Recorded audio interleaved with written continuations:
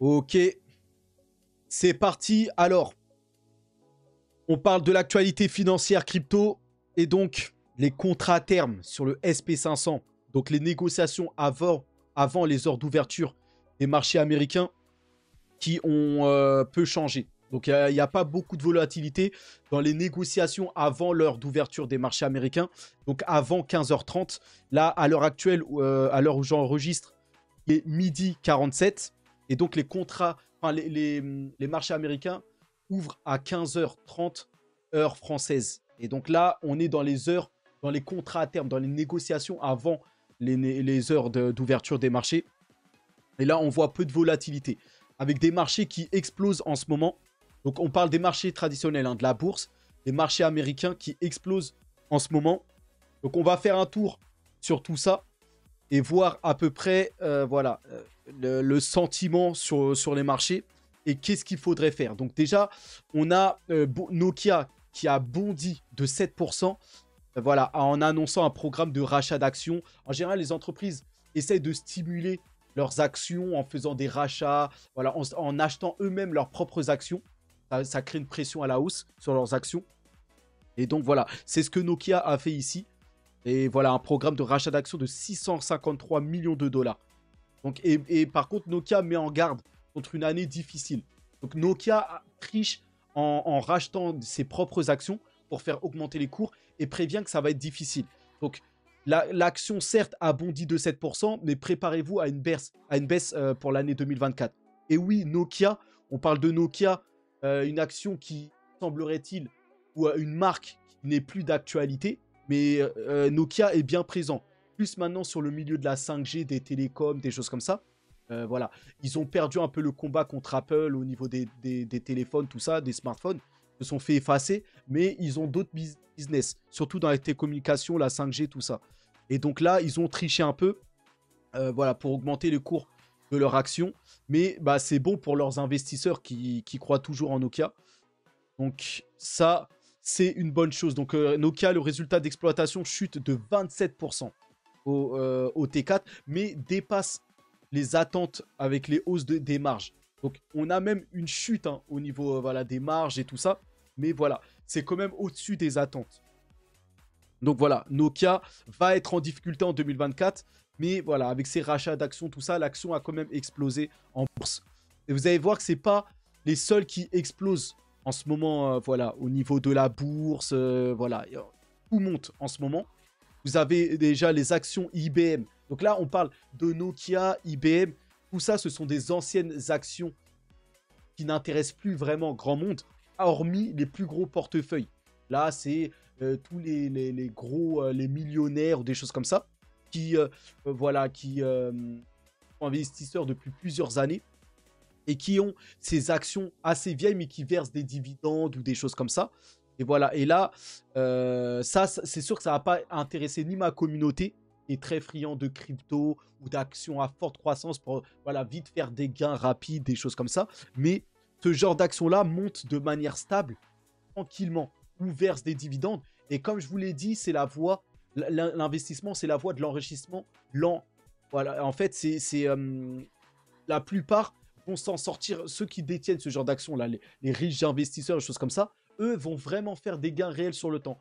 Et ceux qui investissent vraiment sur la croissance, qui changent tout le temps d'actions, de crypto, de choses comme ça, eux vont se brûler les ailes. C'est bizarre, hein, mais voilà comment marche l'investissement. Et en tout cas, ce genre d'action IBM augmente après les estimations des bénéfices élevés dans une économie incertaine et volatile. Donc voilà, les actions d'IBM augmentent. Et pourquoi la CNBC, qui est le premier site de finance au monde, la première chaîne de finance au monde, parle encore des actions IBM. Alors que nous, grands savants que nous sommes, on se dit, ah mais c'est IBM, on s'en fout d'IBM. On s'en fout, voilà, nous, il faut qu'on parle des mêmes coins ou de Solana ou des choses comme ça, c'est là où il y a de la croissance. Non, non. La finance parle des actions, voilà, ou des actifs qui apportent le plus de valeur au monde. Et aujourd'hui, même si les cryptos sont très puissantes en croissance, elles n'apportent pas encore tellement de valeur. Alors que ces entreprises-là, IBM, sont là depuis plusieurs années et continuent à aider un maximum de monde. Ils ont plusieurs millions d'utilisateurs dans le monde. Vous voyez, c'est des actions stables qui ont fait leurs preuves, qui sont très solides. actions très sérieuses. Et ça, c'est pour ça que la CNBC se concentre, où toute la finance regarde plus vers là que plus vers ce qui donne le plus de croissance ou des choses comme ça. Donc très important de parler ça. Ça peut impacter, hein. Même des actions comme IBM, on a l'impression que c'est vieillot, c'est périmé, tout ça. Mais voilà, c'est des actions qui sont au cœur de la finance et qui peuvent impacter les marchés, qui peuvent faire voilà, bouger les marchés, les choses comme ça. Et donc IBM aussi qui augmente dans ces bénéfices-là. Donc ça, c'est important, mais surtout, voilà, même si IBM, c'est voilà, c'est une action qui est surveillée de près, c'est pas plus que par exemple Tesla. Là, Tesla, c'est au cœur de l'actualité. Tesla qui fait partie des 7 magnifiques, hein, les 7 meilleures actions en bourse. Donc Tesla qui prévient d'un ralentissement. Et là, ça, c'est plus important. Parce que là, Tesla est vraiment dans la tendance d'aujourd'hui, dans la finance mondiale. Et donc, voilà, Tesla qui prévient d'un ralentissement en 2024 après un recul de sa marge au 4e trimestre. Donc Tesla a dévoilé ses chiffres qui n'ont pas été bons du tout. Donc on va aller voir ça. Et là, ça va impacter directement les marchés. IBM encore, les résultats d'IBM, de Nokia, c'est à regarder. Oui, certes, c'est très important pour la macroéconomie en général, mais c'est pas tellement impactant sur les marchés. Par contre, Tesla, eux, vraiment, là, ça impacte vraiment les marchés. Ça fait partie des 7 magnifiques. Et cette action magnifique, c'est les GAFAM, Google, Meta, Microsoft, Apple. Et maintenant, vous avez Amazon aussi. Et vous pouvez rajouter Nvidia et Tesla. Complète les 7 actions qu'on appelle les 7 magnifiques. Et là, Tesla, donc, qui chute de 6% en raison de la faiblesse des revenus automobiles. Avertissement d'un ralentissement de la croissance en 2024. Donc, Tesla a conscience des temps durs qui arrivent, une récession qui arrive, une économie en berne qui va toucher toutes les économies, surtout occidentales, que la Chine peut-être est dans un autre momentum de relance, de croissance avec une nouvelle impression monétaire, des choses comme ça. Mais Tesla avertit. Et comme Nokia, toutes les entreprises sont en train d'avertir. Pourquoi ils avertissent? Parce qu'on a une récession qui arrive. Une récession, c'est une économie qui va tomber, une croissance qui va décliner.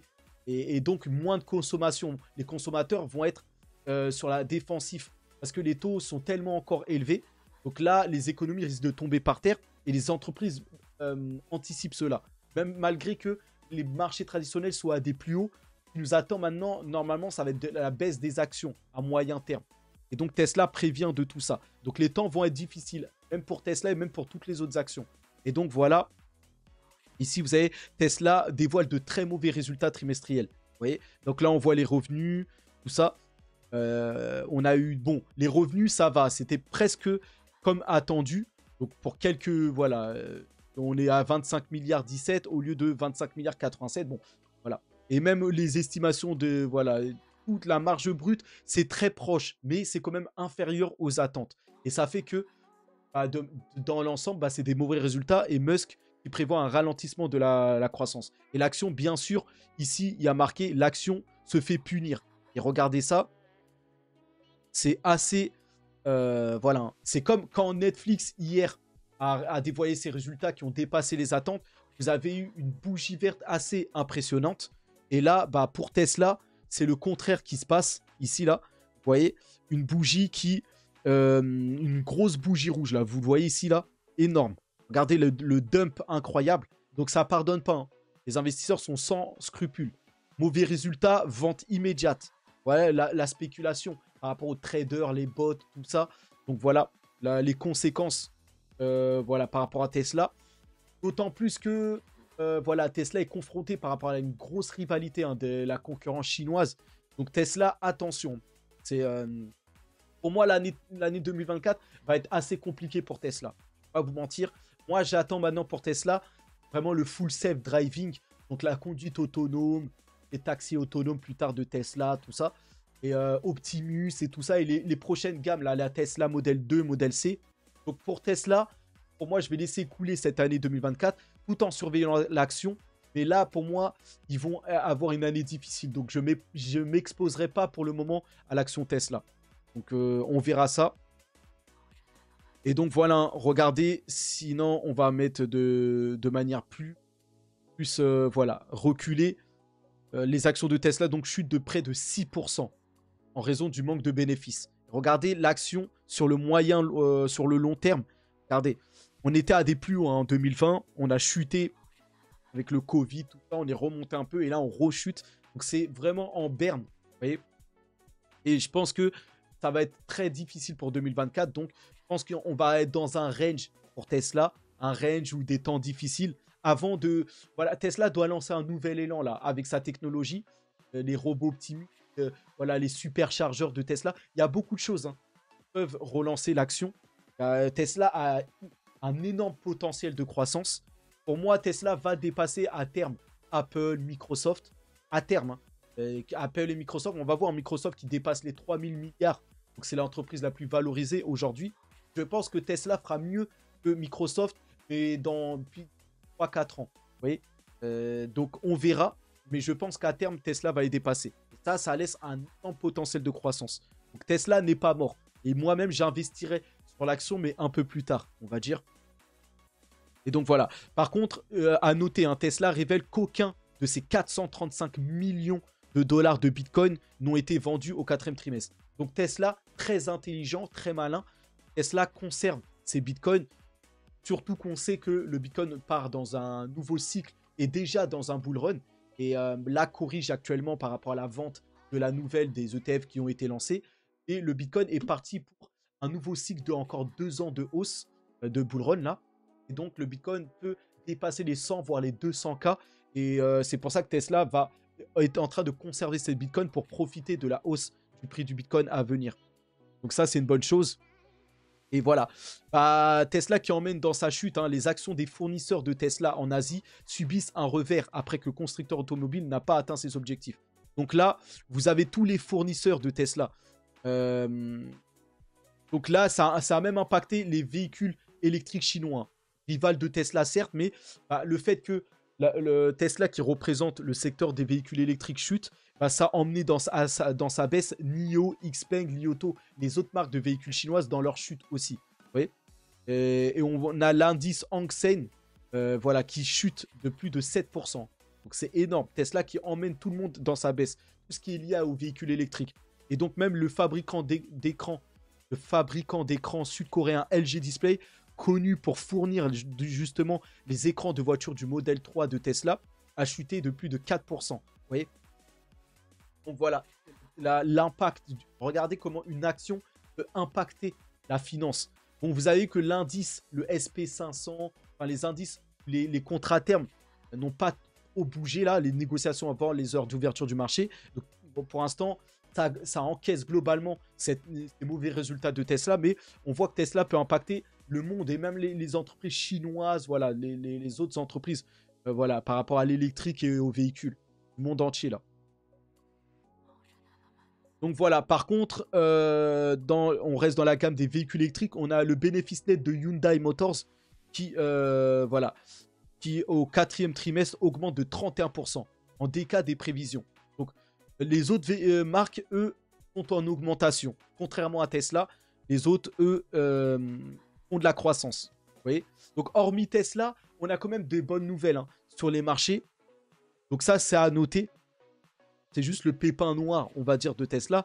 Après, voilà. Ici, on a même 3 actions de batterie au potentiel de 120%, selon Goldman Sachs. Donc, Goldman Sachs est une prestigieuse banque américaine qui parle de 3 actions américaines qui pourraient surperformer. Vous voyez donc, il parle de LG, Samsung et encore LG, Energy Solutions. Donc ça, c'est... tout ça sur les marchés coréens, tout ça. Il parle de, voilà, des 3 actions sur les marchés coréens.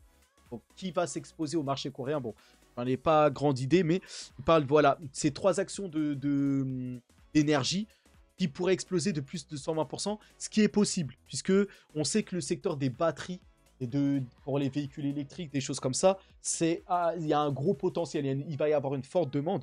Donc, c'est pas idiot de s'exposer à ça. Donc, il faut voir si on peut s'exposer à ça à travers des ETF, des trackers qui vont suivre un indice sur l'énergie ou des choses comme ça.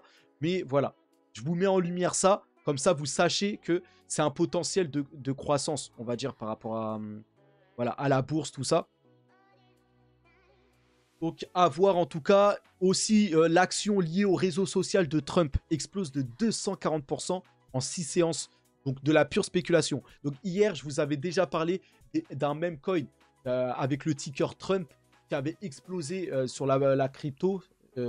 Voilà, il y a une crypto meme coin. Il y a Trump qui a explosé. Et là, on a une action qui est cotée sur le Nasdaq. Donc, c'est un ETF, je pense. Digital World Acquisition. Donc, c'est un SPAC qui pourrait...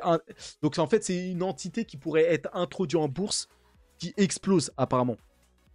Le SPAC qui pourrait servir à introduire en bourse Truth Social. Donc, Donald Trump qui cherche à introduire en bourse son réseau social, ça serait assez intéressant. Le réseau social Truth Social qui pourrait concurrencer X, voilà, anciennement Twitter d'Elon Musk. Donc, à voir. Et donc, ce SPAC est en train d'exploser. Surtout que Trump peut revenir sur le devant de la scène.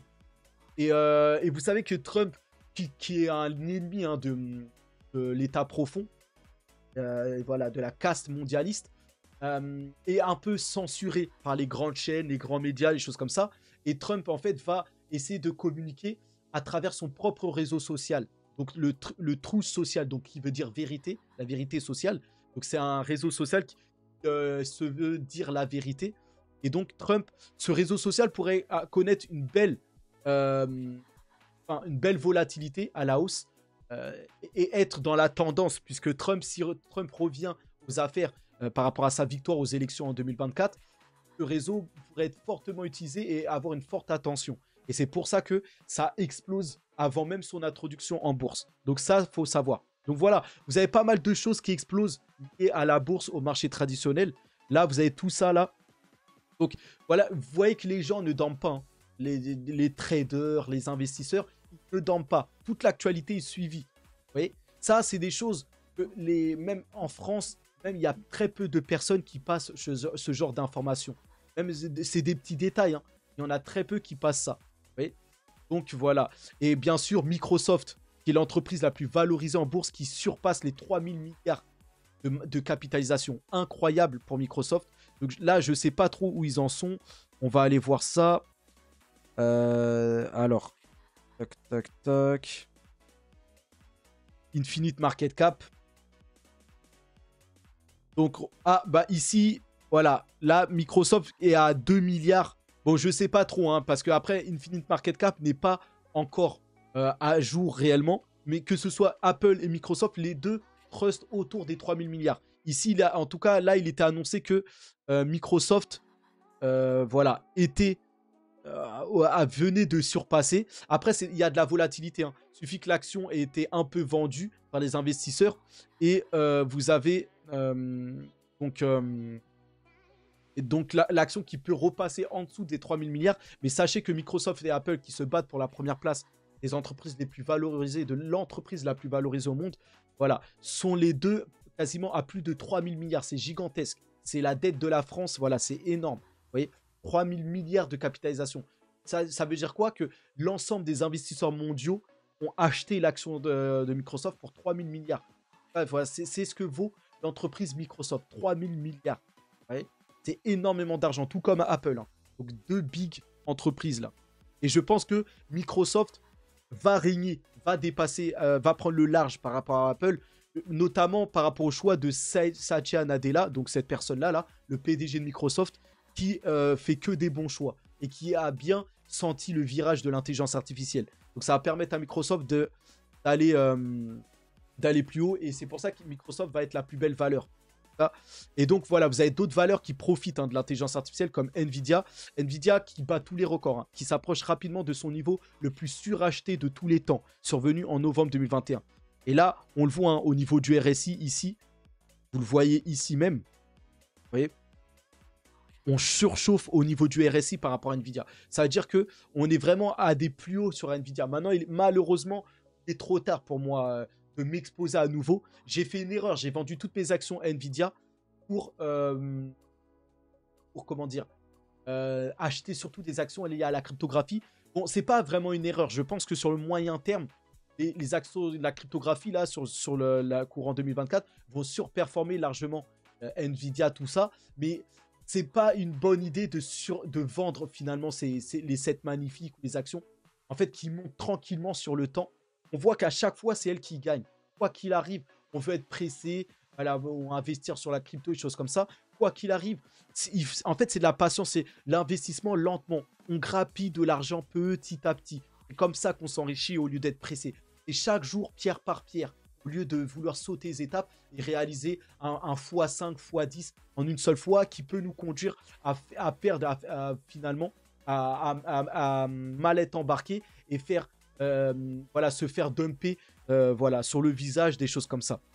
Donc en tout cas, pour moi, la leçon est retenue. Et en tout cas, il faut normalement, c'est bizarre de dire ça, mais avoir ces plus gros bags sur ce genre d'action là, des 7 magnifiques, les entreprises simplement qui créent le plus de valeur. Et ça reste ces entreprises là, les 7 magnifiques, tout ça.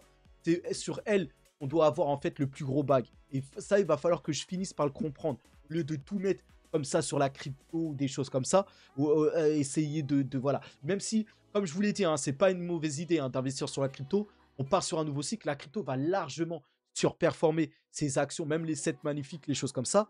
Mais de manière générale et en fond de portefeuille, normalement, on doit rester sur ces entreprises-là petit à petit sur le temps.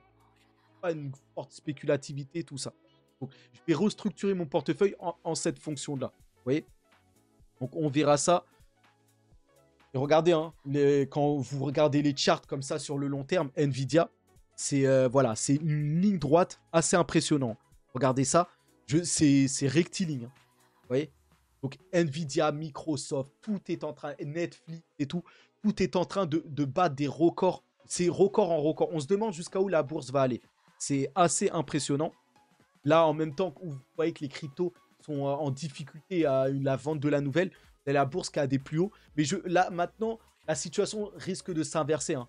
Là, sur la bourse, on a des plus hauts. Et tant que la bourse, maintenant, reparte en correction, et les cryptos qui ont bien corrigé, là, peut-être, c'est le point bas. On va aller sur la crypto, là, dans quelques instants, pour peut-être maintenant aller plus haut. Donc, voilà.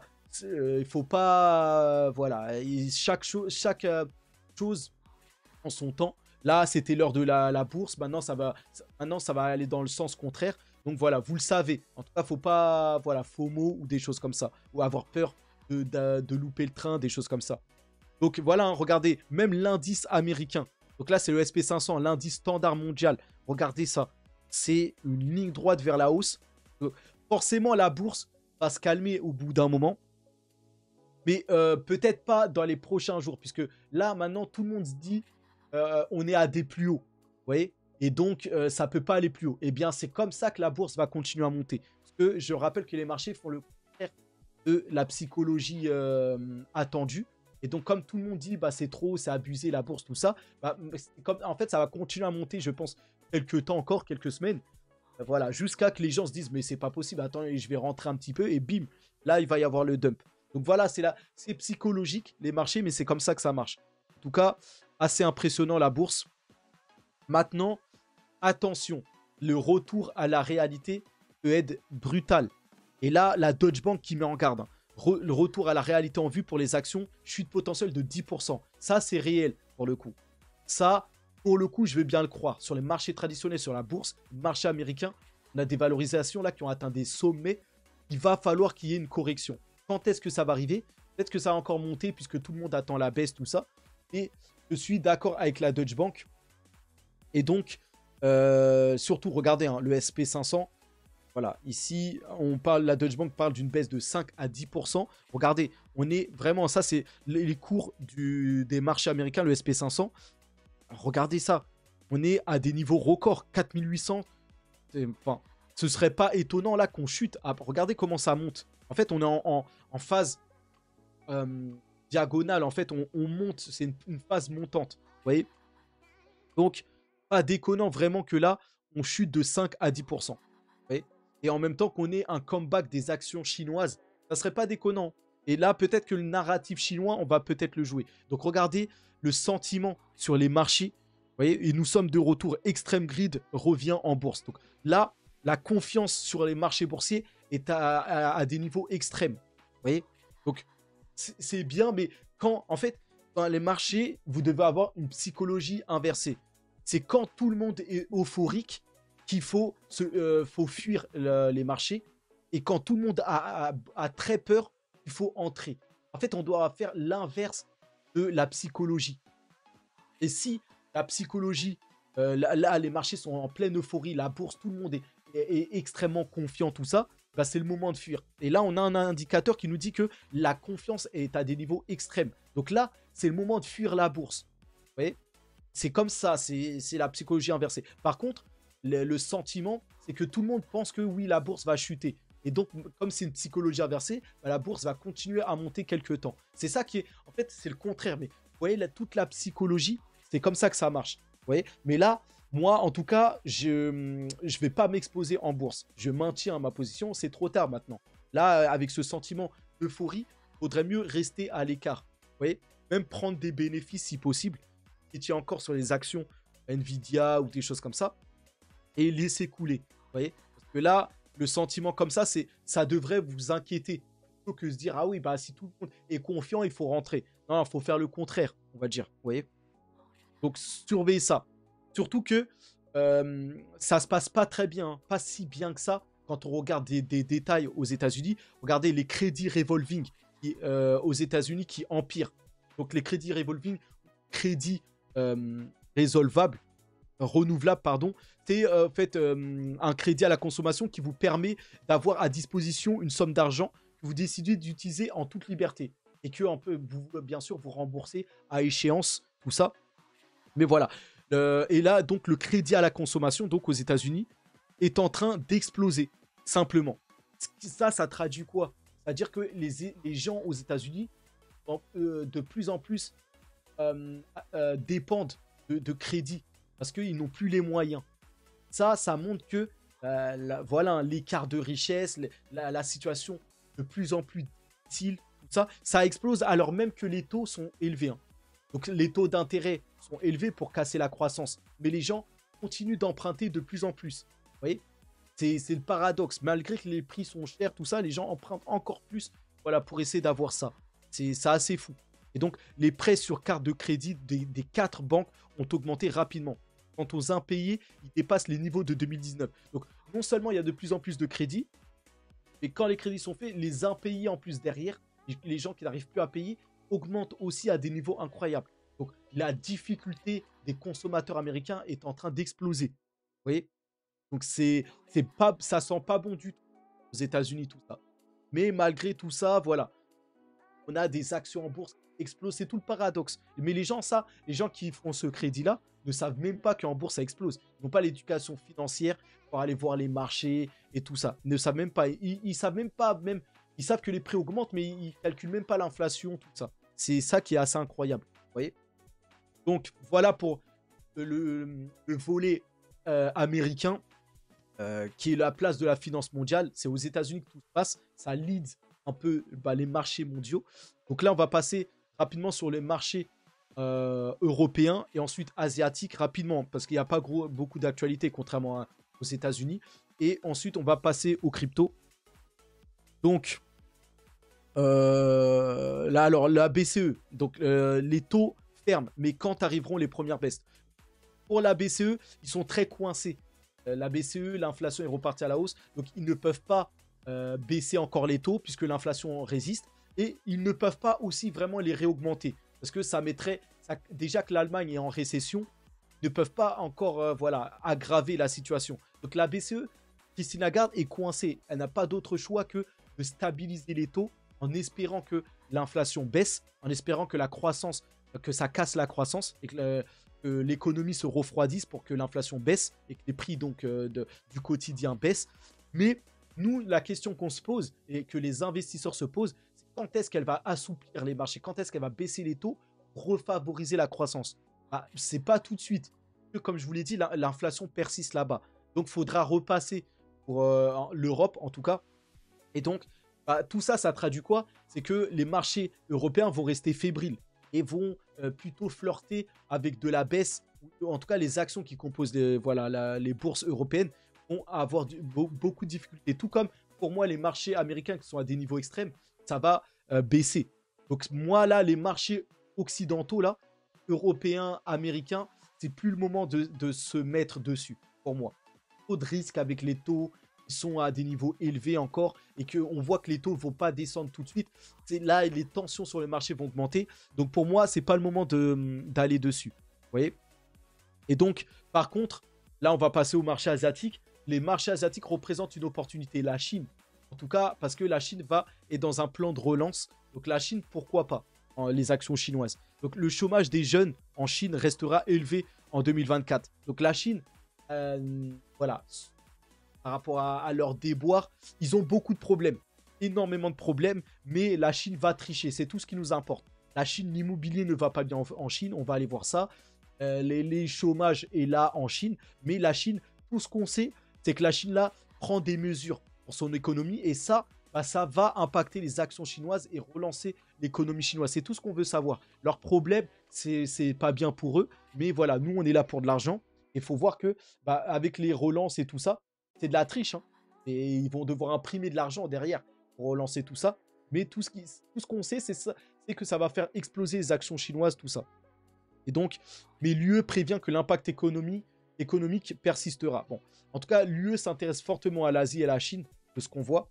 Et donc, la Chine, donc la Chine, comme je le rappelle, la Chine intensifie ses mesures de relance pour renforcer la confiance du marché. Mais est-ce suffisant? C'est la question qu'on se pose.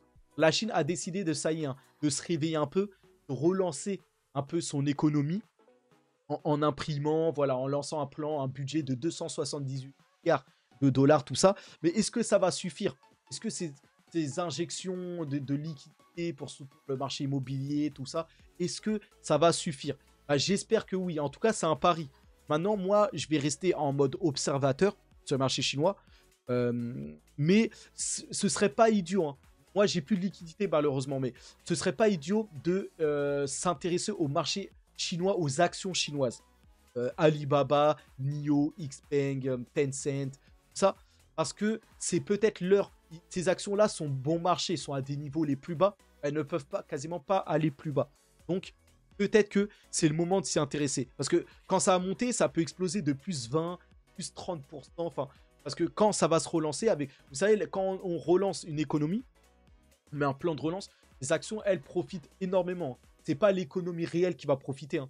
Le boulanger, le boucher chinois qui va en profiter. C'est les actions des entreprises qui vont avoir un coup de boost. Et derrière, c'est les investisseurs, c'est les actionnaires qui vont s'enrichir. C'est pas monsieur et madame tout le monde. Voilà, l'économie, les travailleurs en Chine qui vont en profiter. Vous voyez? Donc, faut savoir cela. Ayez ça en confiance. Maintenant, la question, c'est est-ce que ça va être suffisant? Ça, on ne sait pas. Mais en tout cas, regardez, comme je vous l'ai dit, bah, les actions asiatiques sont plutôt dans le vert, pour la plupart, là. Vous voyez? Hang Seng, China 50, Shanghai, tout explose par rapport à ce sentiment de relance économique. Et comme je vous l'ai dit, c'est qui s'enrichit? Les investisseurs qui détiennent ces actions-là. C'est pas monsieur et madame tout le monde, les travailleurs chinois. Eux, leur dette, voilà, parce que comme c'est un plan, la Chine va imprimer de l'argent, ça va créer un phénomène d'inflation à terme. Vous voyez, là, pour l'instant, ça va enrichir les investisseurs chinois, mais à terme, ça va créer une inflation. Et l'inflation, eux, ça va appauvrir monsieur et madame tout le monde chinois. C'est comme ça que ça marche. Et c'est pareil en Europe. C'est pour ça qu'il y a un écart de plus en plus grand entre les riches et les pauvres. Et ça, les gens ne le savent pas. Vous voyez? Donc, voilà, par rapport à ça, les Chinois, travailleurs, tout ça, eux, vont s'appauvrir. Parce qu'eux, ils vont subir l'inflation, des conséquences de ces plans de relance. Mais par contre, les investisseurs chinois, eux, vont s'enrichir. Ceux qui sont sur les marchés. Voilà, c'est comme ça que ça marche. Et donc, regardez ça. Où on en est, comme je vous l'ai dit, hein, les actions chinoises sont à des plus bas. Regardez l'énorme chute depuis au moins l'année 2023, là. Vous voyez? Et regardez, en 2024, là, c'est peut-être l'année du rebond. Regardez, tout en bas, bim. Là, vous avez une hausse. C'est peut-être l'heure de la relance. Voilà, on a sombré toute l'année 2023 sur les actions chinoises. Peut-être que là, c'est le signe. Là, cette hausse, cette poussée d'un coup, c'est le signe que 2024 va repartir pour la Chine. Donc, c'est le moment peut-être. Je vous mets ça en lumière. Hein. Vous faites ce que vous voulez. Si vous voulez, vous restez que sur les cryptos. Parce que les cryptos représentent un potentiel de croissance peut-être plus élevé que les actions chinoises, certes. Mais ceux qui ont des gros portefeuilles devraient, ceux qui ont plus de 100K à investir ou qui ont des énormes portefeuilles, devraient s'intéresser à peut-être aux actions chinoises qui sont moins volatiles que la crypto représente quand même moins de risques. Et donc voilà, c'est quand même à savoir, vous voyez. Donc voilà par rapport à ça. Alors, on continue rapidement et on va finir sur les actions chinoises. Les actions immobilières chinoises, ouais, même les actions immobilières chinoises, hein, alors que l'immobilier est à la peine, vous voyez, regarde, bondissent, alors que Pékin prend des mesures pour augmenter ses liquidités dans un secteur en difficulté. Donc même le secteur immobilier est soutenu. Ça vous montre que la Chine prend des mesures partout. Donc l'occasion, l'opportunité chinoise est peut-être là. Je dis peut-être, hein, parce que si ça se trouve, ça ne va pas suffire. Vous voyez? Donc c'est une opportunité. À chacun d'évaluer si c'est s'il faut prendre le pari chinois ou pas. Donc voilà par rapport à l'Asie et la Chine. Maintenant, vers le Moyen-Orient, je rappelle que la Turquie est en grosse difficulté. Elle aussi subit une inflation énorme. La Turquie qui relève son taux, à nouveau son taux d'intérêt à 45%, après que l'inflation approche les 65%. Donc la Turquie, elle, est en perdition avec une inflation qui est énorme à son niveau là-bas. Et ils augmentent les taux, voilà, énormément pour essayer de casser l'inflation et de refroidir leur économie qui explose au niveau de l'inflation. Ils augmentent de 45%. Ça pourrait faire s'écrouler leur économie, qui est déjà en berne, hein, mais bon. En tout cas, la Chine, la Turquie est vraiment en grosse difficulté. Après, c'est pas la plus grosse économie, ça va pas impacter la finance mondiale, mais juste une actualité comme ça pour le savoir. Donc voilà. Et juste une petite actualité sur les matières premières. Là, les prix de l'uranium pourraient dépasser leur plus haut niveau depuis 16 ans, alors que le plus grand producteur mondial est à court. Donc là, on parle de Kazatomprom, qui est une entreprise, la plus grosse entreprise mondiale hein, d'uranium. C'est une entreprise au niveau du Kazakhstan. Là, c'est lié à l'Asie encore. Voilà. Et donc, l'uranium qui pourrait dépasser. Hein. Mais là, après, ces matières premières, c'est pas là où vous allez avoir la croissance. C'est plutôt des valeurs défensives. Au cas où de crack économique, de crise, bah, vous pouvez aller sur l'uranium qui pourrait vous protéger. Voilà. Au lieu à défaut d'aller sur l'or, vous pourrez choisir au pire l'uranium comme valeur défensive. C'est pas ce qui va intéresser le monde, mais c'est quand même à savoir quelle matière première ou métaux, des choses comme ça, est solide à l'heure actuelle. Donc voilà par rapport à ça, on s'attaque aux cryptos. Je sais que c'est ce qui intéresse le plus, ce qui donne le plus de croissance. Et donc là, Bitcoin qui bataille autour des 40 000. Hein. Vous voyez, on est à 40 054. Donc ça bataille. Tantôt on est à 39 000, tantôt on remonte à plus de 40 000. Bon, la lutte est dure. Et voilà, regardez, hein, quand on regarde la map là, on a du rouge, on a du vert.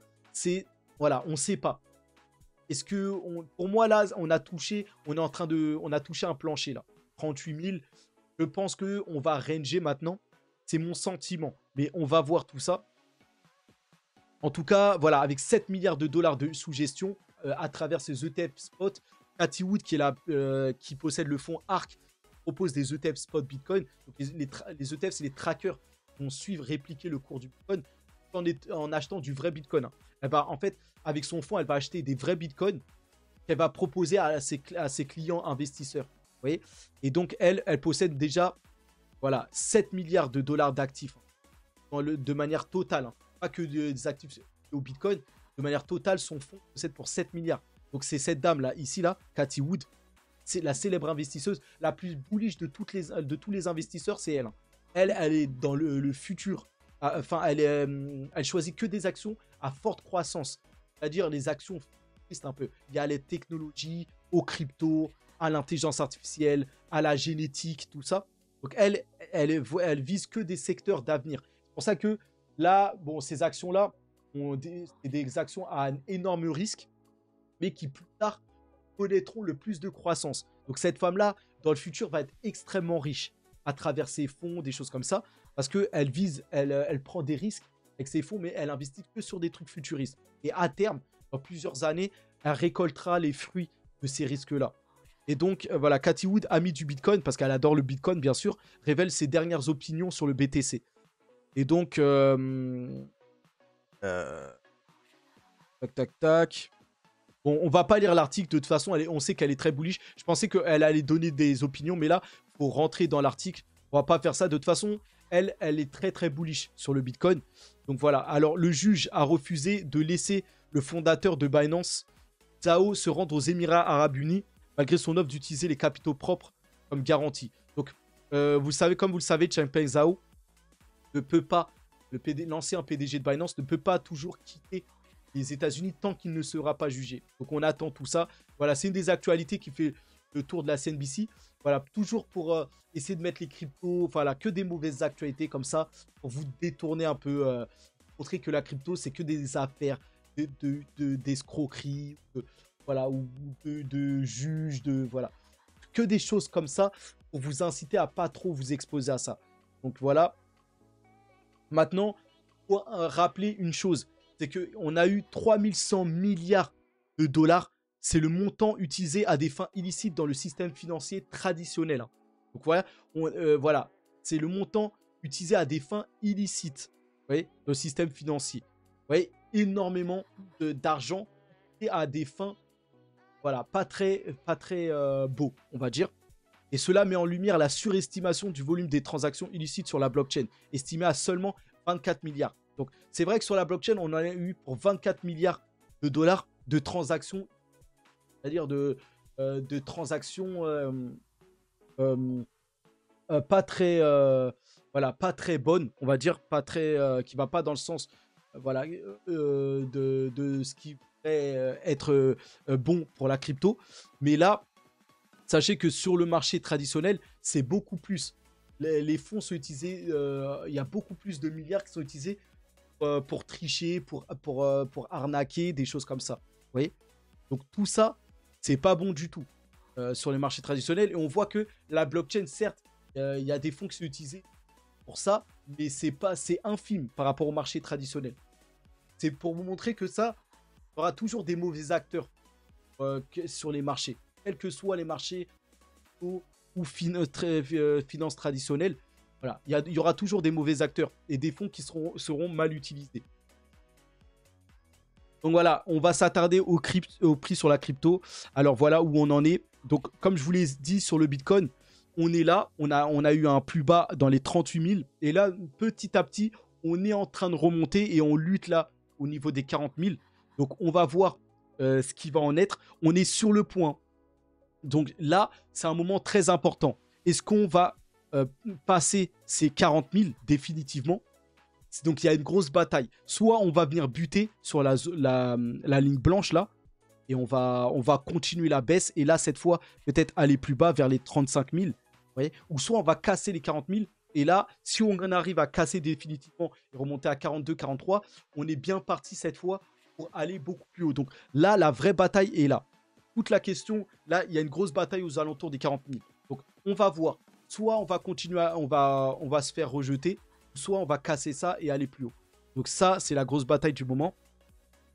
On l'attend, elle est ici. Donc il y a une trendline ici, là. On va voir. On espère casser ça, les 40 000, et aller au 42, 43, qui confirmerait qu'on a cassé cette grosse zone de résistance pour aller chercher les 50 000. Donc zone très importante, hein, grosse bataille. Et bien sûr, quand on voit ça, il faut laisser couler. Il faut attendre de voir qui va gagner entre les ours et les taureaux dans la bataille, donc pour les traders. Donc à voir. En tout cas, quand on regarde la carte, le chart, on voit que on a touché un bottom là. Et que peut-être on est prêt pour rebondir. Donc maintenant, quand on regarde la carte sur le long terme, on peut aller aussi plus bas. Ce serait pas déconnant. Sur le long terme, on voit que c'est pas très grave là si on tombe même au 35. Voilà, ça serait aussi une possibilité. Mais là, comme ça, on dirait qu'on fait un bottom pour aller rebondir. Donc, on va surveiller ça de très près. Maintenant, sur des charts, on voit qu'on peut ranger, revenir même à dépasser les 50K, revenir ensuite aux 30K encore une fois. Voilà, un long range après le halving va se traduire explosion à la hausse. Donc c'est ce que les marchés peut-être nous promettent. Donc on va voir ça. On ne sait pas trop, voilà, c'est assez compliqué de se faire une idée. Il y a beaucoup de psychologie là, il y a une grosse guerre. Maintenant, quand on regarde le RSI, les choses comme ça, il y a beaucoup sur les RSI, il y a beaucoup d'indicateurs qui disent qu'on fait des croix de la mort, des croix bullish, en fait, qui montreraient qu'on va exploser à la hausse. Vous voyez ? Ou peut-être, alors attendez, tac, tac, tac. Ouais, voilà, ouais. Des indicateurs ici, là, qui montrent que, bah voilà, c'est des croix qui nous ramèneraient maintenant à des niveaux plus hauts. Donc, là, voilà, ici, voilà, Bitcoin vient de recevoir une croix d'or hebdomadaire. Ça, c'est juste hebdomadaire. Donc, à moyen terme, à très court terme, normalement, c'est assez bullish. Ça montre que, cette croix hebdomadaire montre que, normalement, on devrait aller à la hausse. Mais on ne peut pas se fier trop à ça. Parce que les marchés sont drainés par la psychologie. Donc, c'est impossible à dire. Là, quand on regarde, hein, voilà ce qu'on devrait faire. Là, on est pile sur... On devrait peut-être encore corriger vers les 35K aussi, peut-être. C'est aussi une possibilité. Avant de remonter tranquillement, aller peut-être jusqu'au halving et voilà, exploser. Donc ça se trouve même dans les 2 mois là, on va ranger là autour des 35-40 000 avant de vraiment exploser. Donc voilà, c'est le chemin. C'est le chemin pour aller au 100K. Donc on accepte. C'est lent, c'est chiant, on est pressé, on veut devenir riche. Mais voilà, le chemin nous est proposé. Ne pas oublier que, voilà, même dans un marché haussier, on a toujours des baisses aux alentours des 20, 30, moins 20, moins 30%.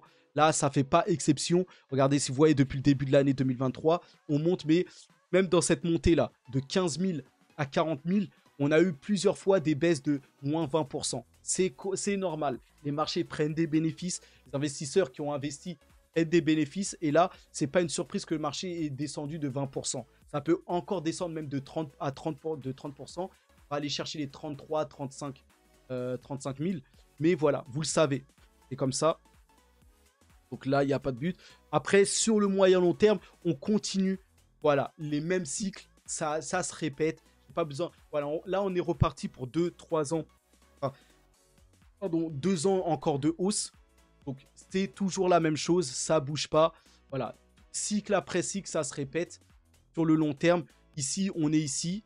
Et voilà, ce qui nous attend, c'est, voilà, comme d'hab, on est dans un triangle montant. Ce qui nous attend, c'est les 250-300K à terme, qui fin 2025. On est au courant. Voilà, mais sur le moyen terme, on est en train de lutter, de batailler. Regardez les cycles précédents. Donc, voilà, ça, c'est les années précédentes, les précédents cycles. Et là, on est en cours. On n'a pas eu encore le rallye que vous voyez à chaque fin voilà, de cycle. Mais donc là, on est en cours. Peut-être on va corriger, on va ranger. Et ensuite, on va monter à la hausse, comme vous le voyez ici. Donc, on verra. Ça bouge pas. Même d'ailleurs, même sur le Rainbow, là, de plan B, là, souvent, là, on voit qu'on revient dans des niveaux, voilà, des régions très froides. Là, on s'est refroidi. Donc, à 39 600 Bitcoin, nous revenons à la vente vous voyez, de l'arc-en-ciel. Donc là, voilà, on est au plus bas, là, au niveau de la vente. Donc, peut-être qu'on a connu la correction là, de la vente de la nouvelle des ETF. Voilà, on a assez vendu. Et là, normalement, on devra aller se réchauffer à nouveau, là. Donc, c'est de manière globale sur le court moyen terme, là, on dirait plutôt le sentiment, hein, quand je vois tout ça. Le sentiment, c'est qu'on a trouvé le bottom, aux alentours des 38 000, et que même ça va prendre du temps, on est reparti pour une hausse, là. On verra si on va ranger dans les 40%, mais on est reparti pour une hausse. Donc voilà, par rapport à tout ça, n'oubliez pas, hein, les cryptos, le Bitcoin, on est très très bas au niveau de l'adoption, des choses comme ça. Le Bitcoin, c'est un actif qui va tout dépasser. Tout le monde possédera du Bitcoin. Et je pense que c'est un actif qui va dépasser. Pour moi, je situe où je vais mettre le Bitcoin. Je vais le mettre au-dessus de l'or. Donc pour moi, le Bitcoin va s'arrêter entre la base monnaie. La base monnaie, c'est la possession que tous les gens qui possèdent de l'argent dans le monde entier. On possède pour 30 milliards de voilà, l'ensemble de l'argent dans le monde, c'est 30 milliards. Et l'or, ça représente 12 milliards dans l'ensemble du monde. Pour moi, le Bitcoin, la détention, le Bitcoin va se situer entre les deux, aux alentours des 20 milliards, des choses comme ça. Donc, il y a un énorme potentiel de croissance. Surtout qu'on sait que le Bitcoin est à peine 1 milliard de capitalisation. Pour aller à 20 milliards, ce serait un fois 20 à terme. Hein. Ça, c'est vraiment dans un monde de demain, dans 10-15 ans, tout le monde aura du Bitcoin. Voilà. Pour moi, ça va aller largement plus que l'or. Parce que l'or, c'est juste une réserve de valeur. Il n'y a que très peu de gens qui possèdent de l'or. C'est surtout les personnes fortunées. Voilà, monsieur et madame, tout le monde ne possède que très peu d'or. Un tout petit peu. Par contre, le Bitcoin, ça va servir aussi un peu de transaction. Voilà. Et c'est pour ça. Ça va pas servir vraiment de monnaie d'échange. C'est pour ça que pour moi, ça va être en dessous de la base monnaie. Mais voilà, ça va être entre les deux. Pour moi, à terme, vraiment à terme, hein. Donc voilà. Ensuite, regardez le marché de l'immobilier. Tout le monde se loge. Donc ça, le marché de l'immobilier, ça c'est l'immobilier, c'est une nécessité, hein. L'immobilier, c'est envers la real estate. Voilà. Après, c'est la dette qui ne cesse d'exploser, ouais, en rouge. Et après, les equities, les options sur les marchés, tout ça. Bon, voilà. Mais en tout cas, voilà que l'immobilier, c'est vital. Tout le monde entier se loge. Vous voyez, donc ça, c'est un marché qui n'est pas prêt de se calmer. Mais par contre, qu'est-ce qui se dit là sur l'immobilier? C'est que l'immobilier est en train de se réinventer grâce à la blockchain. Le marché de l'immobilier tokenisé, tout ça.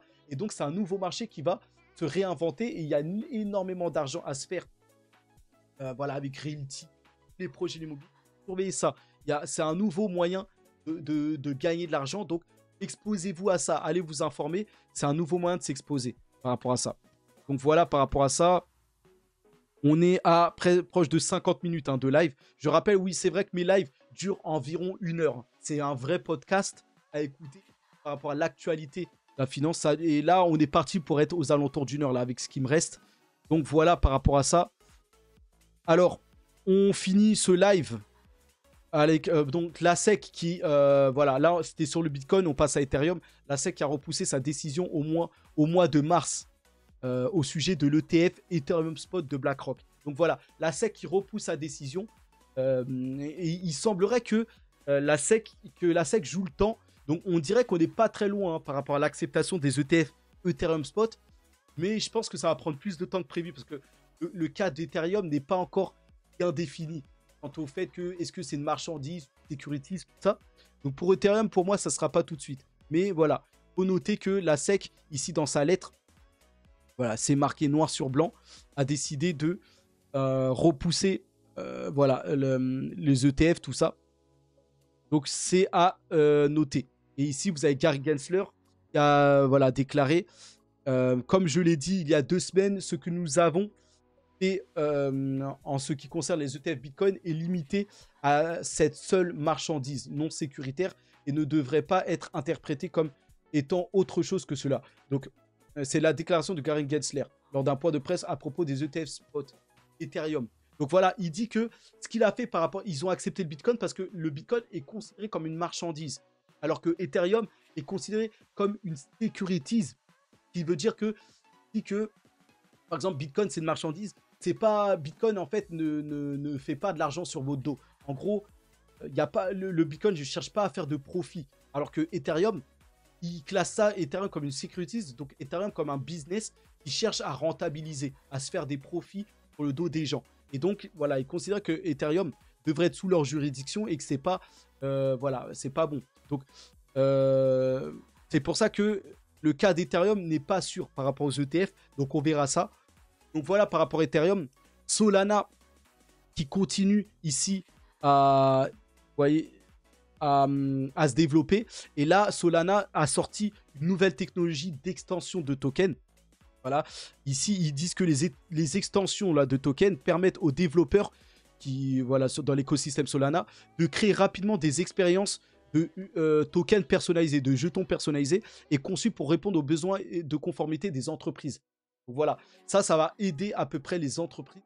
Donc voilà, avec des jetons personnalisés, on verra à quoi ça sert. Mais Solana qui développe tout ça.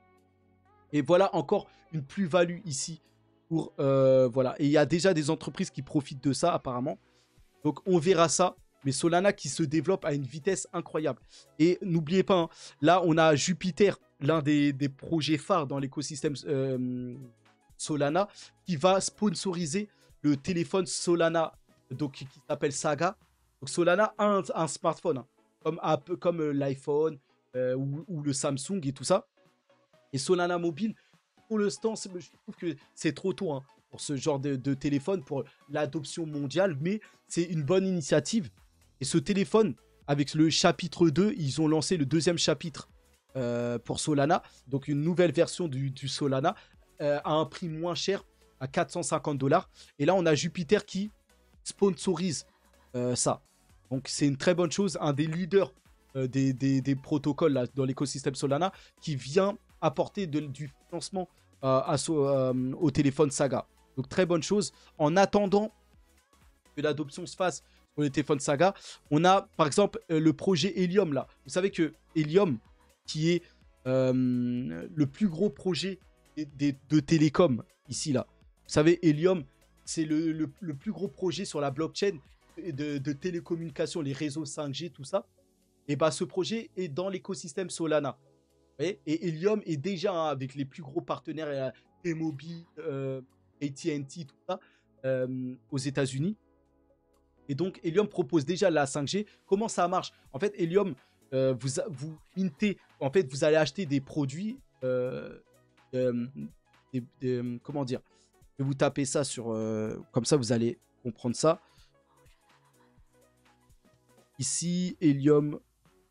Alors, c'est pas très connu, donc faut aller plus loin. Helium Mobile. Donc, Helium Network. Vous voyez ça là? La 5G est là. Ça, c'est un projet qui est dans l'écosystème Solana. Vous voyez? Et en fait, vous allez avoir le matos. Alors, ça a du mal à... Bon, je voulais vous montrer les produits, mais ça a du mal à charger.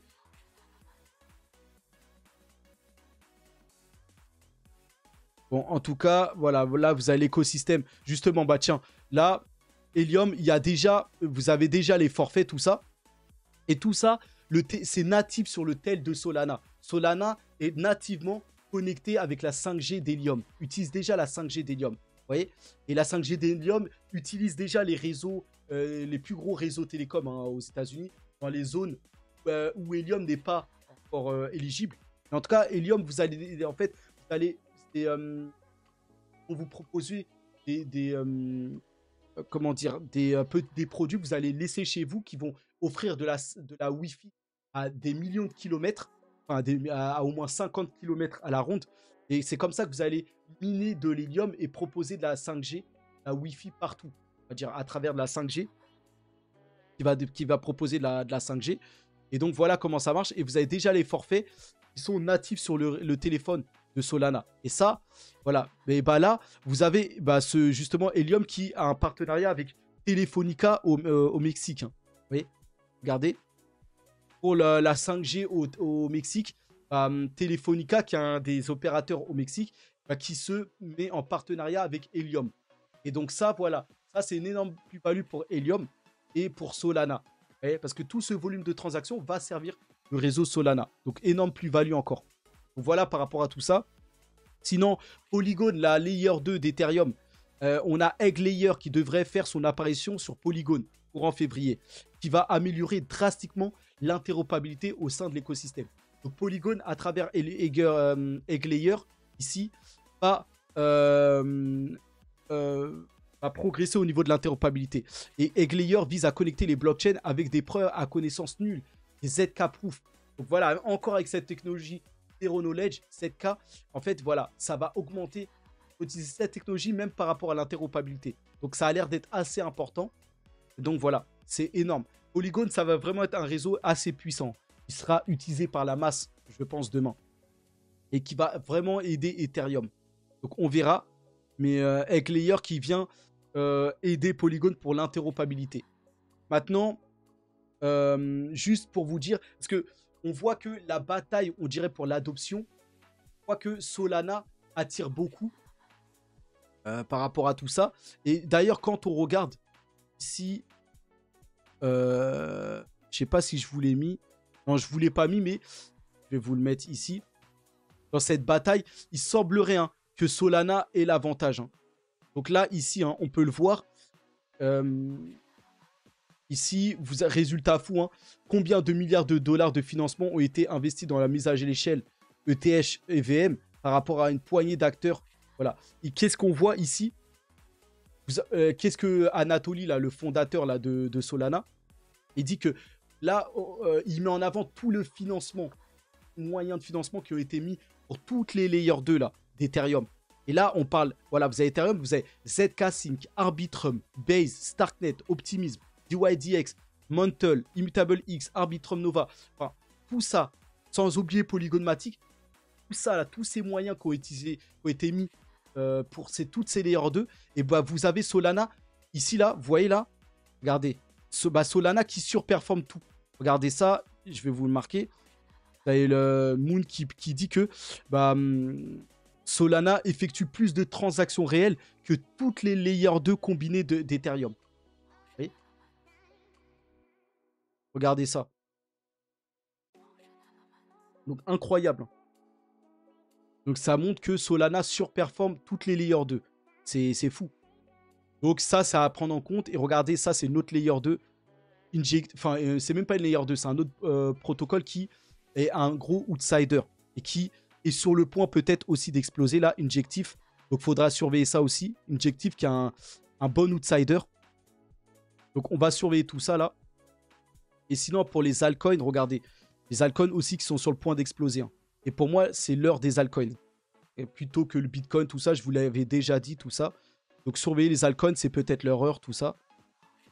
Et donc voilà, on va rester sur les tops des tendances plutôt qui restent avec les layer 2, là. La layer 2 Manta Network et une layer 2 sur Ethereum qui trust en tête encore. Ici, vous avez Onk. Donc Onk, on va voir ce que c'est.